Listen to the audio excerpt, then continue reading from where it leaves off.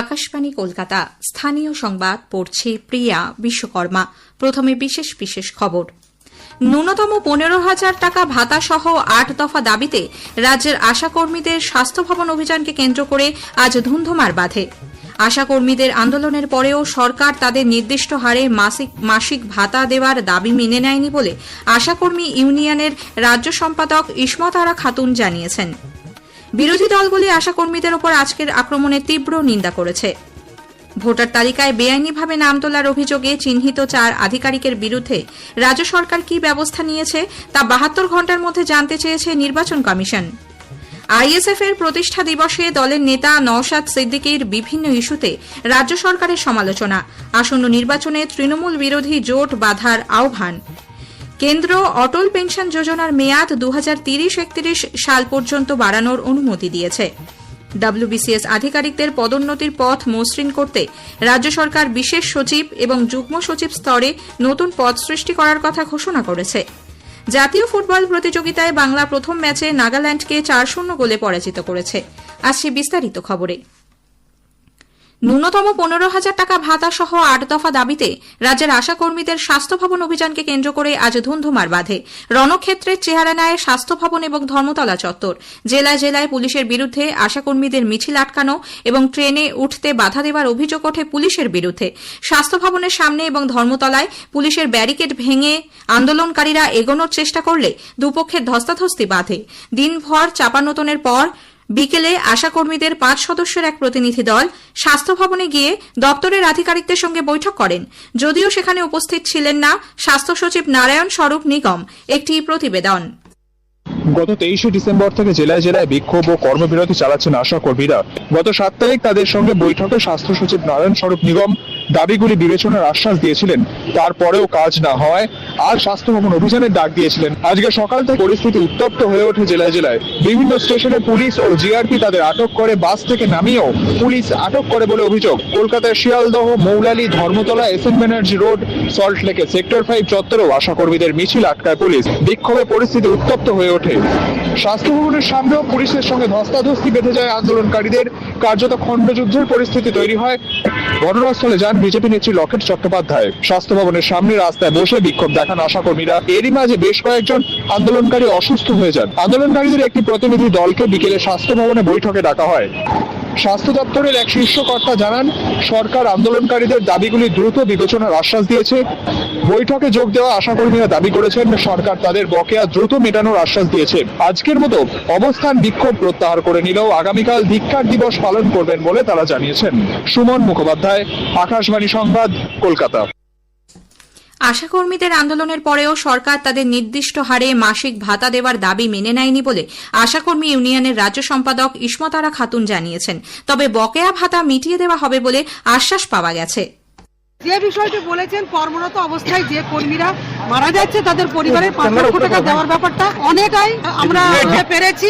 আর ভাগে ভাগে টাকা দেওয়া এবং একটা যে বকেয়া সেই টাকাগুলো অলরেডি ছেড়ে দিয়েছি। কাল থেকেই সবাই পেয়ে যাবে, কোনো ডিউজ থাকবে না এবং আগামী দিনেও কোনো ডিউজ থাকবে না। আর মাতৃত্বকালীন যে ছুটি, সেই ছুটির ব্যাপারটা ওনারা বললেন যে এগুলো আমরা প্রায় বাস্তবায়িত করার জায়গাতেই চলে গেছি। কিন্তু আমাদের এই পরিস্থিতিটা থেকেই গেল, ফিক্সড ভাতা বাড়ানোর ব্যাপারটা নিয়ে ওনারা কোনো ফলপ্রসূ সিদ্ধান্ত কি পারেননি।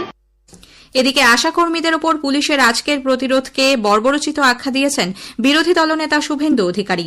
তাদের উপরে যেভাবে অত্যাচার করেছে গোটা রাজ্য জুড়ে আশা দিদি বোনেদের উপরে, এটা সমর্থন করা যায় না।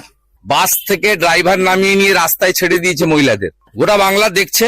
আর কয়েকদিন আছে, এপ্রিল মাসে বিদায় হবে। আশাকর্মীদের প্রত্যেকটি দাবি ন্যায়সঙ্গত বলে মন্তব্য করেছেন কেন্দ্রীয় প্রতিমন্ত্রী সুকান্ত মজুমদার। আশাকর্মীরা বিক্ষোভ দেখাচ্ছে, চাবি দেওয়া এই সরকার গুরুত্ব দিয়ে দেখছে না। তারা কি চেয়েছে যে দুর্ঘটনাকালীন 5 লক্ষ টাকা চাইছে, এটা কি এমন বেশি? আশা দিদিরা এত পরিশ্রম করে গ্রামে গ্রামে ঘুরে, ভারতীয় জনতা পার্টি সরকার গঠন হলে আমরা গুরুত্ব সহকারে তাদের এই দাবিগুলোকে বিচার করব। মাতৃত্বকালীন ছুটি চেয়েছে একজন মহিলা, তিনি কাজ করবে, তিনি মাতৃত্বকালীন ছুটি পাবেন, এটা হতে পারে নাকি?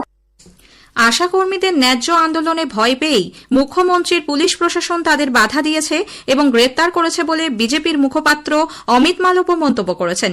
সামাজিক মাধ্যমে এক পোস্টে তিনি অভিযোগ করেন, সাংবিধানিক মূল্যবোধ, আইন এবং নৈতিকতার ঊর্ধ্বে গিয়ে আশাকর্মীদের শান্তিপূর্ণ আন্দোলনকে প্রতিহত করার চেষ্টা হয়েছে। আশাকর্মীদের আন্দোলনে পুলিশি বাধাদানের নিন্দা করেছেন এসইউসিআই কমিউনিস্টের রাজ্য সম্পাদক চণ্ডীদাস ভট্টাচার্য। আশাকর্মীদের আন্দোলন ন্যায়সঙ্গত বলে জানিয়েছেন মাধ্যমিক শিক্ষক ও শিক্ষাকর্মী সমিতি।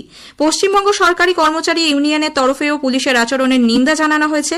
এদিকে স্বাস্থ্য প্রতিমন্ত্রী চন্দ্রিমা ভট্টাচার্য জানিয়েছেন, রাজ্য সরকার আশাকর্মীদের পাশে রয়েছে, যদিও এই আন্দোলনের পেছনে রাজনৈতিক ইন্ধনের অভিযোগ তুলেছেন তিনি। ভোটার তালিকায় বেআইনিভাবে নাম তোলার অভিযোগে চিহ্নিত 4 আধিকারিকের বিরুদ্ধে শৃঙ্খলা ভঙ্গের দায়ে রাজ্য সরকার কি ব্যবস্থা নিয়েছে তা নিয়ে 72 ঘণ্টার মধ্যে মুখ্য সচিবের কাছে জবাব তলব করেছে নির্বাচন কমিশন। আগামী 24শে জানুয়ারি বিকেল 5টার মধ্যে ওই 4 জনের বিরুদ্ধে গৃহীত বিভাগীয় মামলার সম্পূর্ণ নথি কমিশনে জমা দিতে হবে। উল্লেখ্য, এসআইআর প্রক্রিয়া ঘিরে অনিয়মের অভিযোগে বারুইপুর পূর্বের ইআরও দেবোত্তম দত্ত চৌধুরী, এই ইআরও তথাগত মণ্ডল, ময়না বিধানসভার ইআরও বিপ্লব সরকার এবং এই আরও সুদীপ্ত দাসের বিরুদ্ধে শাস্তিমূলক পদক্ষেপের সুপারিশ করেছিল কমিশন। সেই অনুযায়ী বিভাগীয় তদন্ত শুরু হলেও চূড়ান্ত সিদ্ধান্ত নেওয়ার আগে বাধ্যতামূলক পরামর্শ করার নিয়ম মানা হয়নি বলে প্রাথমিকভাবে মত কমিশনের। ভোটার তালিকার বিশেষ নিবিড় সংশোধনী প্রক্রিয়ার পদ্ধতিগত সরলীকরণ ও সময়সীমা বাড়ানোর দাবি নিয়ে রাজ্যের বিডিওদের সংগঠন নির্বাচন কমিশনের দ্বারস্থ হয়েছে। মুখ্য নির্বাচনী আধিকারিককে পাঠানো এক স্মারকলিপিতে West Bengal joint block development officers association জানিয়েছে, এসআইআর চলাকালীন বহু যুগ্ম বিডিও বর্তমানে অ্যাসিস্ট্যান্ট ইলেকটোরাল রেজিস্ট্রেশন অফিসার হিসেবে দায়িত্ব পালন করছেন।